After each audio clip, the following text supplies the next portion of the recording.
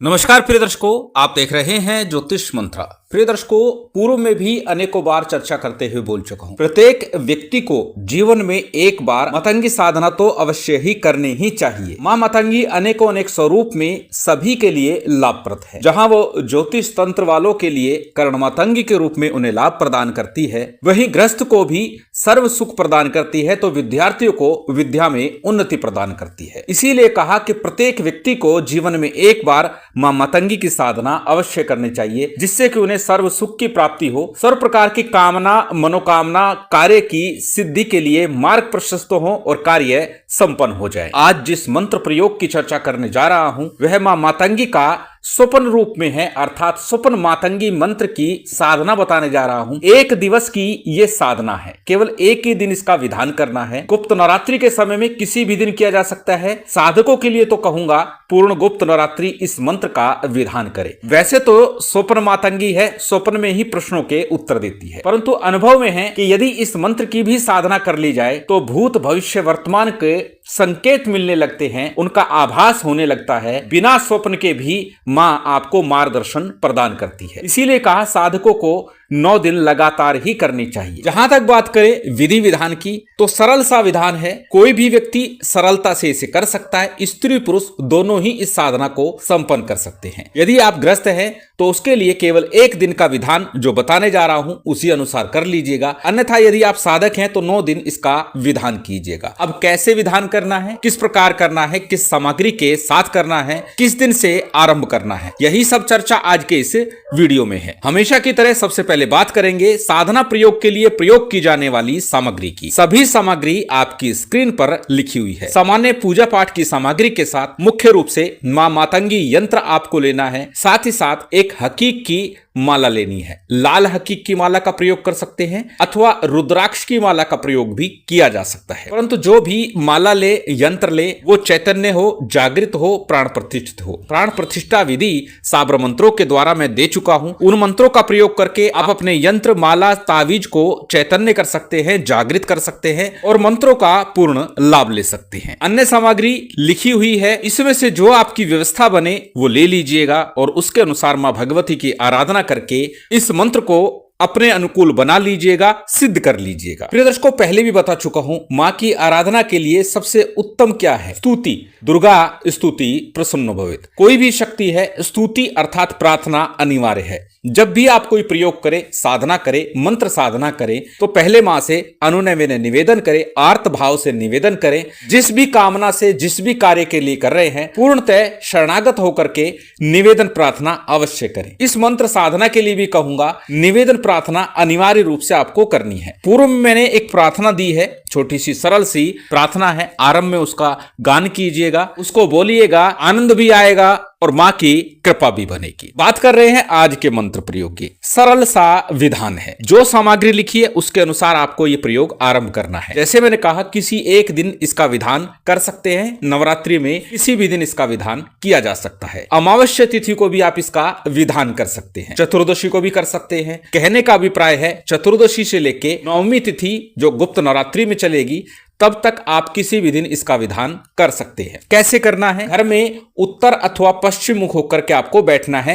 रात्रि काल में यह प्रयोग आपको संपन्न करना है। क्या करना है? चौकी पट्टे के ऊपर लाल रंग का वस्त्र बिछा लीजिए, मां मातंगी का सुंदर सा विग्रह स्थापित कीजिए, साथ ही साथ कुमकुम से रंगे हुए अक्षत ले लीजिए, उसके ऊपर मां मातंगी का यंत्र स्थापित कीजिएगा। तिल तेल अथवा गाय के शुद्ध देसी घी का दीप प्रज्वलित कीजिएगा। जो भी ले, घी अथवा तेल जो भी ले वो शुद्ध हो, सात्विक हो। प्रयास कीजिए बिना मिलावट का, कि आज के समय में शुद्ध होना बहुत मुश्किल हो रहा है, फिर भी अपनी तरफ से प्रयास अवश्य कीजिएगा। घी अथवा तेल का एक दीपक आपको लगाना है, लंबी बत्ती का दीपक लगाना है। बत्ती को भी कुमकुम से रंग लीजिएगा, अर्थात बत्ती को भी लाल कर लीजिएगा। अब क्या करना है? सबसे पहले हमेशा की तरह थोड़ा शुद्धि आचमन कीजिए, अपने ऊपर और सामग्री के ऊपर जल छिड़क लीजिए। शुद्धि आचमन के बाद में दाहिने हाथ में अक्षत पुष्प जल इत्यादि लेकर के संकल्प कीजिएगा। संकल्प में अपना नाम बोलिएगा, गोत्र बोलिएगा, उस दिन का तिथिवार नक्षत्र बोलिएगा और फिर साथ ही अपनी कामना बोलिएगा। कामना ये बोलना, हे मां, मैं आपकी आराधना आपकी पूर्ण कृपा प्राप्ति के लिए कर रहा हूं। मेरा मार्गदर्शन करें, भूत भविष्य वर्तमान से मुझे परिचित कराएं कि मेरे साथ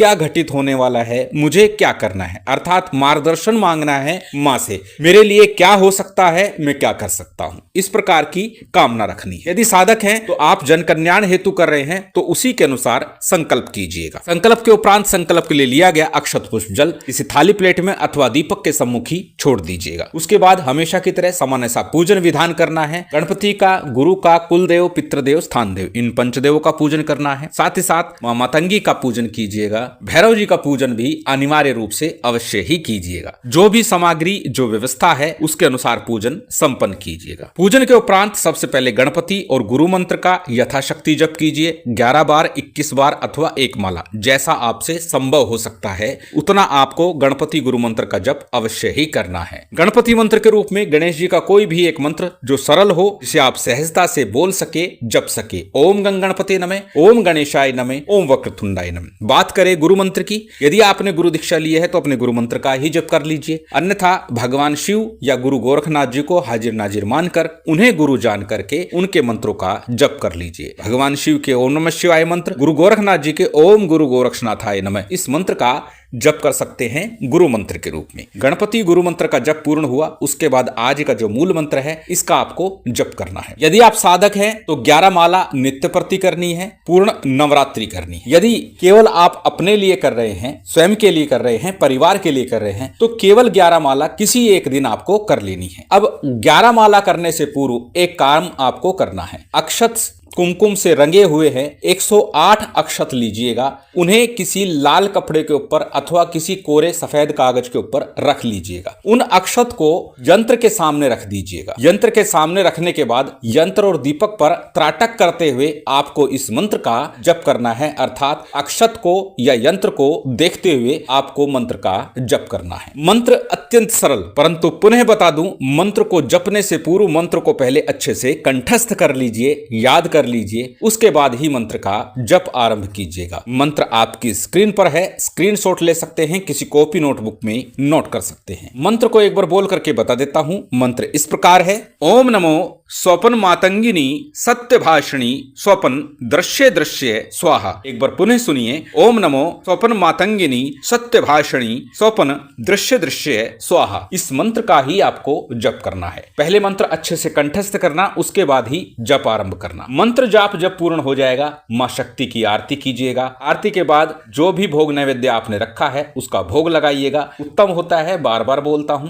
दूध से बना नैवेद्य ही सर्वोत्तम माना गया है और उसमें भी खीर का नैवेद्य अति उत्तम माना गया है। तो जैसी आपकी व्यवस्था हो, दूध से बना कोई अन्य नैवेद्य हो वो आप रख सकते हैं, अन्यथा दूध ही रख लीजिएगा, उसमें थोड़ी मिश्री डालिएगा, थोड़ा गुलाब जल डालिएगा और फिर वो मां को अर्पित कीजिएगा। इस प्रकार भी आप भोग अर्पित कर सकते हैं। भोग लगाने के बाद थोड़ा जलाचमन कराइए, क्षमा प्रार्थना कीजिए, आसन को प्रणाम कीजिए और फिर साधना प्रयोग से उठ जाइए। अब जानते हैं प्रयोग की विधि को। साधक हैं तो जैसे मैंने कहा, जब इस मंत्र का जप करते हैं तो हमारे दिव्य नेत्र चक्षु खुलने लगते हैं। परंतु यदि आप किसी समस्या में हैं, परेशानी में हैं और उसका निदान जानना चाहते हैं, तब क्या करना है। अक्षत आपने कुमकुम के रंगे हुए 108 रखे हुए थे। इस मंत्र का 11 बार जप कीजिएगा।